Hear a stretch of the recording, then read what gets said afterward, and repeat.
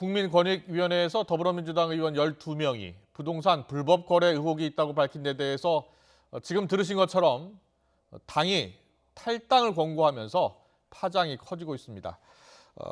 김성달 경실련 부동산 건설개혁본부 국장과 함께 관련 이야기 좀 더 나눠보겠습니다. 국장님 나와 계시죠? 네, 안녕하세요. 네, 안녕하십니까. 자, 어제 부동산 불법 거래 관련 의원 12명이라고 밝혔고요. 그런데 네. 어제는 당이 명단을 공개하지 않았습니다. 그래서 과연 명단을 공개할지 여부가 관심이었는데 명단도 공개하고 또 탈당 조치하기로 했습니다. 자, 어떻게 보셨습니까? 네, 당연히 이제 당 대표께서도 약속하셨던 것만큼 하셨다는 건 당연한 조치다. 또 사실 이제 혐의 의혹으로만 공개하셨는데 도대체 어떤 혐의인지에 대한 구체적인 내용이 좀 공개되는 것도 필요하다라고 보여지고요. 예. 아니, 또 하나는 지금 의원들이 이 부분에 대해서 반발할 수 있지 않겠느냐고 하시지만 의원들 스스로도 떳떳하다면 관련 내용들을 좀 공개하고 그에 따라서 또 혐의가 있다면 수사를 통해서 또 증명되면 되지 않을까 생각이 듭니다. 네네. 자, 의원들 이름이 모두 공개가 됐고요. 이제 의혹들도 나오기 시작했고 해명도 나오기 시작했습니다. 본인들도 적극적으로 지금 해명을 하고 있는 것으로 전해지고 있는데요. 일단 국민권익위 조사에서 드러난 12명의 의원들 탈법 의혹들. 자, 의혹들 자체만으로 봤을 때도 굉장히 실망스러운 부분 아니겠습니까? 네, 지금 문재인 정부에서 국민들이 가장 심각하게 문제 제기하고 고통받는 게 부동산 가격 상승에 따른 고통입니다. 예. 근데 대통령께서는 공정과 소득주도 성장을 강조하셨지만 결과적으로 이번에도 드러난 것처럼 국회의원들조차도 불로소득 중심의 어떤 국민들을 고통스럽게 하는 정책을 통해서 불로소득을 취한 것이 나타났다라고 판단할 수밖에 없다고 보거든요. 예. 이 부분에서 국민들이 더 크게 이제 분노할 것이다 보고 또 하나는 지금 이 정부에서 계속 공직자 투기 의혹이 나타나고 정부는 조사를 하는데 이게 네. 다야? 라는 국민적 의혹이 있습니다. 아, 왜냐하면 예. 여전히 사람 중심으로 그분들이 가지고 있는 부동산 거래 내역 중심으로만 조사를 하다 보니까 네. 차명이나 이런 걸 통해서 가지고 있는 조사나 불법 혐의는 제대로 조사하지 않은 거 아니야? 이런 의혹이 있습니다. 이 부분에 대해서는 네네. 추가적인 더 조사가 이루어져야 된다고 봅니다. 그렇죠. 지금 차명 거래 의혹은 제대로 밝혀내기가 지금 어려운 상황입니다. 물론 권익위의 권한이 직접 조사권이 없기 때문에 자료 제출에 의존할 수밖에 없고요. 일부 의원들 같은 경우에는 금융거래 내역 자료 제출을 거부했다고 합니다. 조사 범위도 지금 7년으로 한정돼 있고요. 그래서 지금 경실련에서 생각하기로는 실제로 불법 거래가 더 많았을 수 있다 이렇게 보고 있는 거죠. 네, 국민들이 궁금해하시는 게 이거 같습니다. 예. 도대체 이 정부에서 개발을 하는데 그 개발된 토지를 사들인 사람들은 누구냐? 그 안에 어떤 외지인이 들어가면 외지는 얼마가 되고 외지인 중에 공직자는 또 얼마가 되고 그중에 국회의원도 있는 것인가? 라는 부분이고요. 네. 외지인들이 거래했을 때 투기적 의심이 되는 사례를 들어가 봤더니 그게 공직자와 어떤 연결고리가 있는 거 아니냐까지 좀 이번 조사에 좀 철저하게 조사를 해주길 바라는 거거든요. 근데 예. 그런 조사까지 지금 진행되지 않기 때문에 국민들로서는 여전히 이 부분이 미흡하다고 보는 것이죠. 예. 그런데 이 12명에 대해서 권익위가 합동수사본부에 수사 의뢰를 했습니다.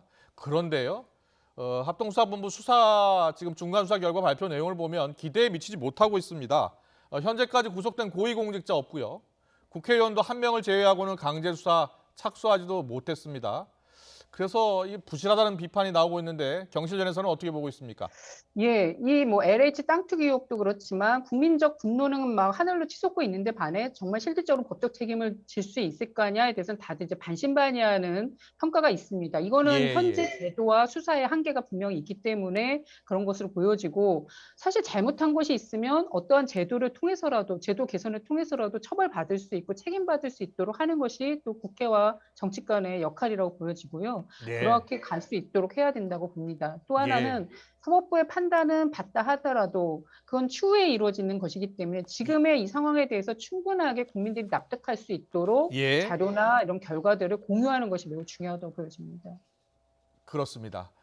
좀 더 조사 결과를 지켜보고 수사 결과를 지켜보고 또 이야기 나누겠습니다. 이번 문제와 관련해서 다른 당 의원들도 전수조사에 동참해야 하는 것 아니냐 이런 목소리도 커지고 있습니다. 국민의힘 의원들 일단 국민의힘은 뭐 여당 의원 출신인 전현희 위원장의 권위기를 믿을 수 없다.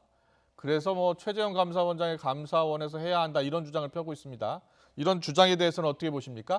그래서 국민들이 그 부분에서는 동의하기 어려울 것 같습니다. 지금 성역 없이 이 부분에 대해서 공직자 누구도 성역 없이 투기 의혹에 대해서 낱낱이 조사해야 된다라는 거거든요. 예. 근데 마치 정치적으로 조사될 걸 우려해서 권익위로 안 간다라는 것을 이해할 수 없고, 결과적으로 국민의힘도 조사를 받겠다고 하면 감사원으로 하겠다는데, 감사원은 조사 대상에 국회의원이 없다고 또 얘기들 하시잖아요. 네. 그러면 그 한계를 어떻게 뛰어넘을 것인지, 그냥 이것도 보여주기식 아닌지 국민들이 의심할 수밖에 없습니다. 그래서 예. 정치적 조사가 우려된다면 그 과정에 더 적극적으로 개입하셔서 투명하고 공정하게 조사가 이루어지도록 감시하고 결과가 나올 수 있도록 역할을 해주시는 게 오히려 좀 필요하지 않을까 싶습니다. 네. 국민의 눈높이로 봤을 때는 이러한 변명 통하지 않는다. 전수조사에 적극 협조해야 된다라는 의견을 주셨고요. 구체적인 사례를 조금 더 자세히 보면요. 권익위 발표처럼 업무상 비밀을 이용해서 지금 투기한 의혹이 있는 사례 3건이 확인됐습니다.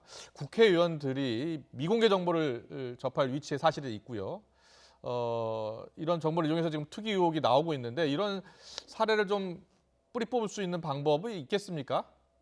일단은 이제 업무상 알게 된 정보를 이용해서 불로소득을 취하는 것에 대해서는 당연히 법에서 이제 처벌을 해야 된다. 드러난 예. 상황에 대해서 이번에 이해충돌 방지법이 제정돼서 어떤 처벌 조항은 생겼습니다.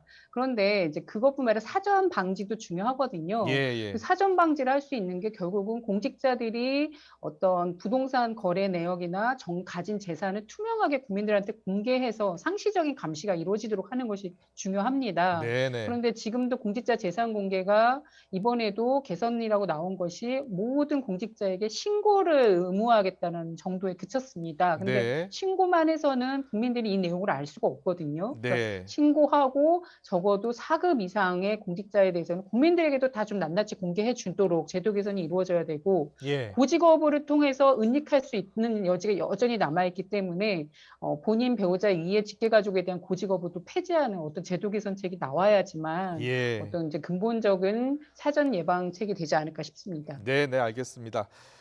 여야 의원 누구를 막론하고 철저한 조사가 필요하다는 말씀해 주셨습니다. 지금까지 김성달 경실련 부동산건설계획본부 부국장과 함께 이야기 나눠봤습니다. 잘 들었습니다. 고맙습니다. 네, 감사합니다.